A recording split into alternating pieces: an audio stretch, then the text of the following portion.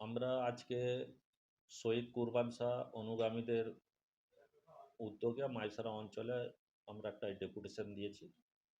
ডেপুটেশনের মূল বিষয় ছিল দুর্নীতি, টেন্ডার দুর্নীতি, আবাস যোজনা এবং অঞ্চলের মদ দোকান অনেক বেড়ে যাচ্ছে। এইসব আরও অনেক আমাদের দৈনিক যে গ্রামগঞ্জে সব দরকার হয় সেগুলার প্রতিবাদে আমরা আজকে ডেপুটেশন দিয়েছিল। কেননা আমাদের জিপি বিজেপির দখলে আছে এবং অপোজিশন আছে তৃণমূল কংগ্রেস, অথচ এত কিছু দুর্নীতি চলছে, বিজেপিরও উপর নেতৃত্ব এটা কোনো অ্যাকশন নিচ্ছে না এবং তৃণমূলও দেখতেছে কি হচ্ছে। অথচ আমাদের জিপির ব্লক সভাপতি এবং বাড়ি এবং পঞ্চায়েত সমিতির সহসভাপতি বাড়ি মাইসরা জিপিতে আমরা দেখছি উনিও কিছু এর প্রতিবাদ করছেন। তো আমার মনে হয় বিজেপির মণ্ডল সভাপতি এবং তৃণমূল কংগ্রেসের ব্লক সভাপতি কিছু একটা মিলিত চক্রান্ত আছে, এর মধ্যে রহস্য আছে, যেহেতু সেই জন্য এরা দুজনে কোনো এর উপরে দুর্নীতির বিরুদ্ধে অ্যাকশন নিচ্ছেন না। গরিব মানুষ, মাইসরা অঞ্চলের মানুষের কোনো উন্নয়নের কাজে প্রচুর বাধা, তো সব দেখতেছে চোখ বন্ধ করে। তো সেইটা আমরা তৃতীয় ফ্রন্ট হিসাবে শহীদ কুরবান শাহর অনুগামীদের ব্যানারে আমরা আজকে একটা ডেপুটেশন দিলাম, যাতে অঞ্চলের বন্ধ থাকা কাজ দুর্নীতিমুক্ত হয়। আরও আবাস যোজনা এইসব কাজ যাদের কেটে গেছে গরিবদের তাদের বাড়ি তাড়াতাড়ি হয়, এইসব বিষয় নিয়ে আমরা আজকে একটু ডেপুটেশন দিলাম।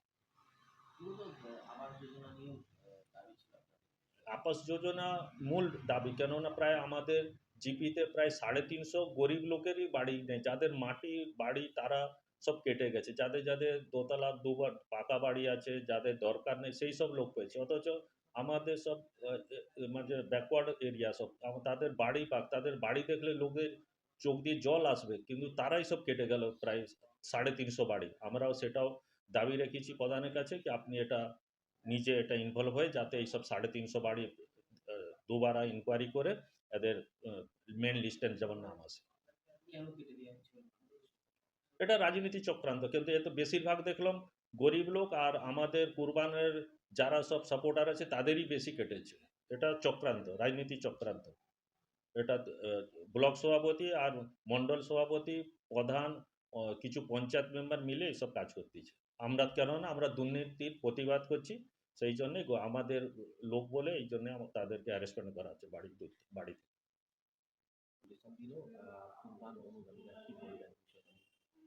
অ্যাকচুয়ালি একাধিক দাবি, আপনি বলুন উল্লেখ করে কোনটা বলতে হবে, যেহেতু 22টা দফা দিয়েছে আপনি কোনটাকে প্রায়োরিটি দিচ্ছেন সেটা বলুন। রাস্তাঘাট খারাপ, কি বলবেন? হ্যাঁ, রাস্তাঘাট তো খারাপ, অ্যাকচুয়ালি চলার অযোগ্য রাস্তা। আমরাও চাই এটা দ্রুতভাবে ঠিক হোক। যেটা ওনারা তুলে দিয়ে গেছেন যে জানাবাড় হইতে একদম কুকুরদা আপ টু বটতলা ভায়া, তো ওই রাস্তাটা অলরেডি একবার মানে আপনার বিক্ষোভ করেছিল টোটো স্কুলের ছেলেরা। সেই বিষয়ে আমরা কিন্তু সেই টাইমে বিডিও সাহেবকে জানিয়েছিলাম, তৎপরে ওখানে সাহেবও খুব সময় এসেছিল, ওনাদেরকে কোথাও দিয়ে গেছিলো যে দ্রুত সারানো হবে। যেহেতু দেখুন অ্যাকচুয়ালি এটা অঞ্চলের কাজ, অঞ্চল কিন্তু পায় বাৎসরিক একটা সামথিং কিছু টাকা, তো অঞ্চলের ফান্ড থেকে এটা করাটা অসম্ভব। অতএব আমরা বিডিও অফিসে জানিয়েছি যাতে দ্রুত কাজটা করা যায় আর সম্পূর্ণ করা হয়। টেন্ডার নিয়েও একটা অভিযোগ আসছে, কারণ এর আগে দেখা গিয়েছিল একটা টেন্ডার, সেই টেন্ডার নিয়ে প্রসেনজিৎ একজন কন্ট্রাক্টর, তাকে আটকে রাখার অভিযোগ উঠেছিল। তারপরেও আজকে দেখা গেল টেন্ডার নিয়ে একটা অভিযোগ আসছে, কি বলবেন? না, সে তো অ্যাকচুয়ালি এটা ভুল বলে গেছেন উনি। অ্যাকচুয়ালি ওনাকে ডাকা হয়েছিল লোয়েস বিটার যিনি প্রসেনজিৎ মণ্ডল, তো ওনাকে ডাকা হয়েছিল, উনি কিন্তু টাইম মতো এখানে এসে পৌঁছায়নি। সেজন্য আমরা কিন্তু ওই টেন্ডারটা ক্যান্সেল করেছিলাম। সেটা উনি কেসও করেছেন, এবার কেস চলতেছে, যেহেতু কোর্ট যা রায় দেবে সেটাই আমাদেরকে মেধাবিতে নিতে হবে। এলাকায় একটি মদ দোকানও রয়েছে, সেই মদ দোকান থেকে একাধিক অভিযোগ আসছে, সেটা তুলে দেওয়ারও আজকে জানা গেছে।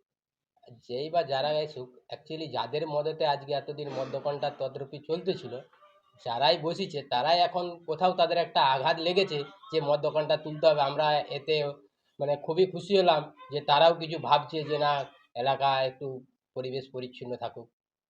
ভালো লাগলো। এই যে একাধিক আজকে অভিযোগ আপনার মানে অভিযোগ জানানো আপনার কাছে, বিষয়টা কি খতিয়ে দেখবেন? হ্যাঁ, অবশ্যই আমরা তো খতিয়ে দেখব, প্রত্যেকটা জিনিস খতিয়ে দেখব।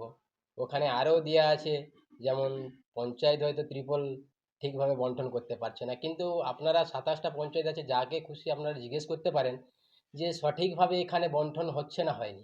আমরা কিন্তু এই নিয়মেই চলি। আমরা হয়তো যখন প্রতিশ্রুতি মানে এই চেয়ারটাতে বসার আগে আমাদের কিন্তু একটা শপথ বাক্য করানো হয়েছিল, যাতে কাউকে দু চোখে না দেখতে হয়, অন্য চোখে না দেখতে হয়। সেই জন্য আমরা কিন্তু তদ্রূপ সবাইকে সমান চোখেই দেখে যাচ্ছি।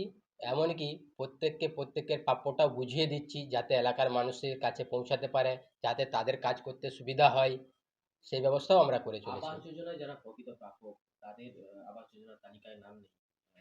একাধিক অভিযোগও আসছে এবং